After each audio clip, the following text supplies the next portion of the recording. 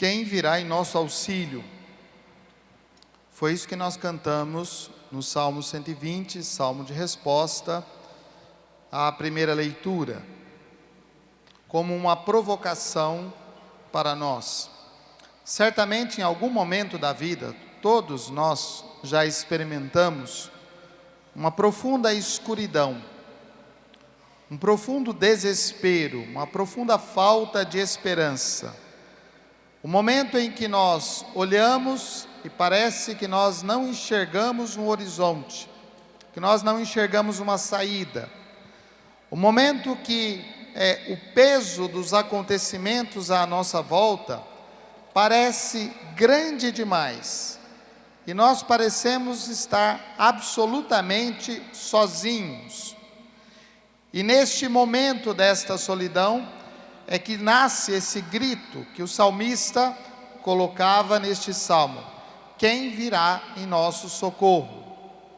Aquele momento em que parece que a gente reza, mas as orações não são atendidas.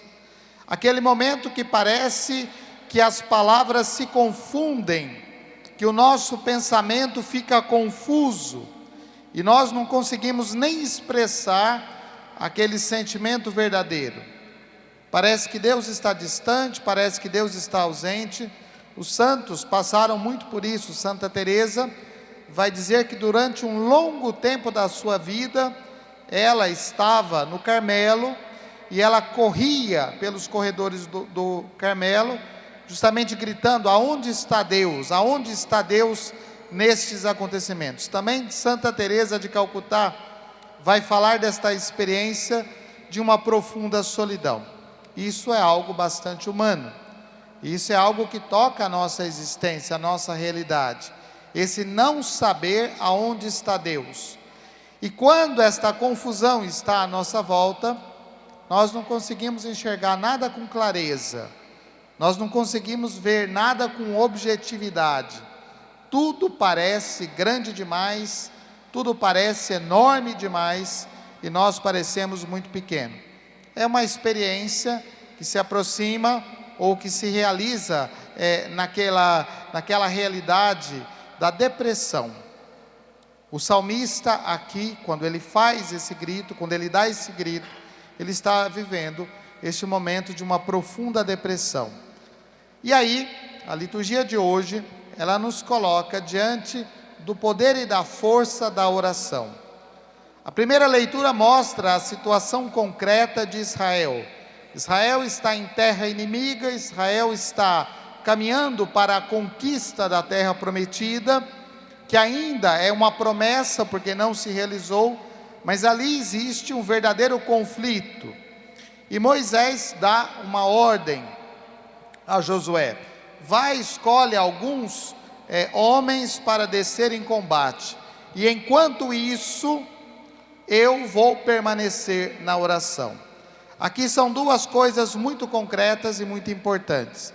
Primeiro, assumir a necessidade do combate, assumir a necessidade de fazer alguma coisa, fazer tudo aquilo que depende de nós, como se tudo realmente dependesse apenas de nós, sabendo que tudo depende de Deus, que ninguém está acima de Deus, que Deus é o Senhor dos acontecimentos.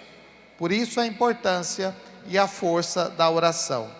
É a oração que move a atitude, é a oração que move na direção de assumir um compromisso, é a oração que move no sentido de assumir os riscos. Se Josué sai em combate, Moisés permanece em oração. Mas Moisés se cansa.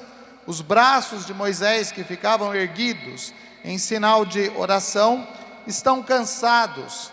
E por isso Moisés precisa da ajuda de duas pessoas que, colocando uma pedra para que ele se sente, pudesse descansar as pernas, mas mantém os seus braços erguidos.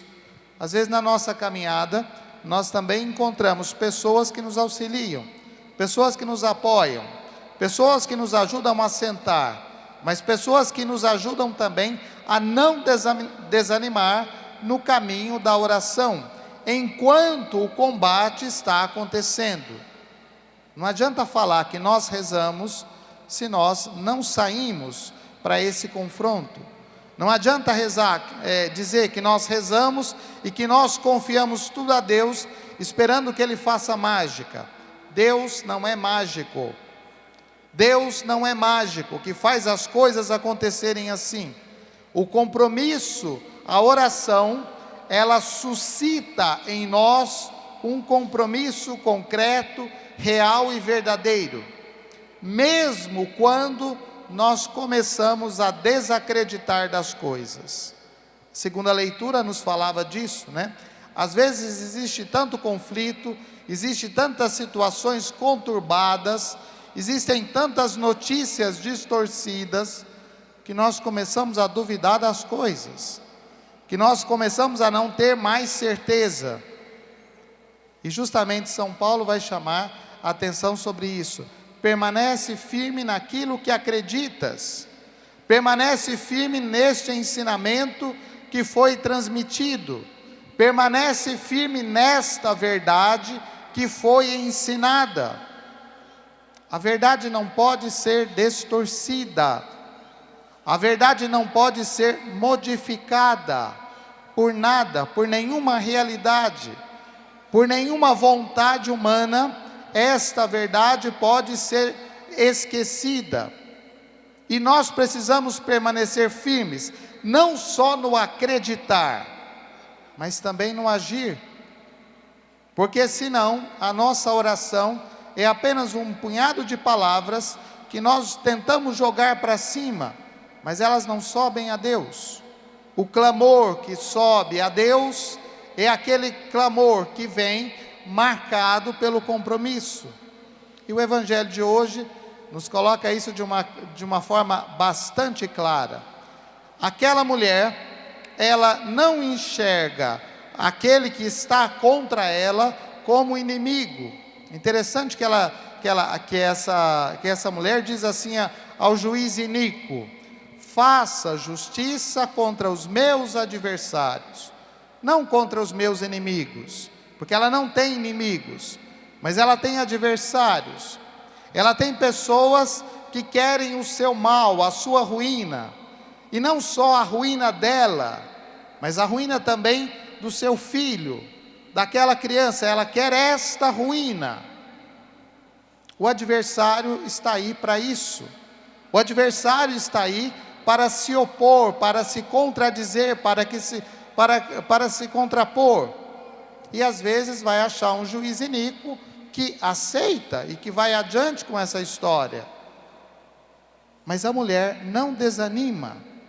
A oração da mulher, ela é fiel, ela é constante, ela é perseverante. Ela reza a Deus, mas ela vai constantemente a este juiz mostrando a sua necessidade, apresentando a sua necessidade. Faça justiça a mim contra os meus adversários. E aquele juiz que não é honesto fará justiça, se não porque teme a Deus, mas porque teme a perseverança daquela mulher, porque teme que a sua vida seja ameaçada por aquela mulher. E é aí que está a necessidade da perseverança, da constância. De nenhuma maneira esta mulher foi violenta, de nenhuma maneira esta mulher usou de armas, de nenhuma maneira esta mulher foi arrogante, mas ela foi perseverante na sua oração e neste compromisso cotidiano de se voltar a este juiz que não é honesto, para pedir justiça. Se essa justiça acontece no mundo dos homens, ela não acontecerá no mundo de Deus, quando as coisas dependem de Deus. Mas aí nós precisamos nos perguntar com muita seriedade, que nós estejamos rezando, parece que é mais ou menos uma situação concreta, né? Dia 12, por exemplo, estava todo mundo rezando e a gente via a grande quantidade de pessoas rezando. Mas nós estamos assumindo o nosso compromisso? Nós estamos assumindo de fato esse compromisso? Esta fé, ela nos leva a viver no mundo, a testemunhar na realidade do mundo aquela verdade que nós professamos. Nós professamos a fé aqui na igreja, mas na realidade do mundo, nós estamos professando a nossa fé? Nós estamos dizendo no que nós acreditamos? Nós estamos confirmando aquilo que nós acreditamos? Porque a pergunta de Jesus é muito clara: quando o Filho do Homem voltar, ele ainda vai encontrar fé sobre a terra? Essa pergunta é muito séria, porque nós ainda vemos muitas coisas, muitas igrejas, né? Nós ainda vemos muitas coisas bonitas, mas às vezes, pela igreja, as pessoas passam como turistas, para ver a beleza da igreja, não para escutar a força do Evangelho. Às vezes, nós não estamos assumindo de fato a nossa fé, não estamos de fato dispostos a testemunhar esta fé. Dizemos sermos cristãos, mas será que nós somos cristãos?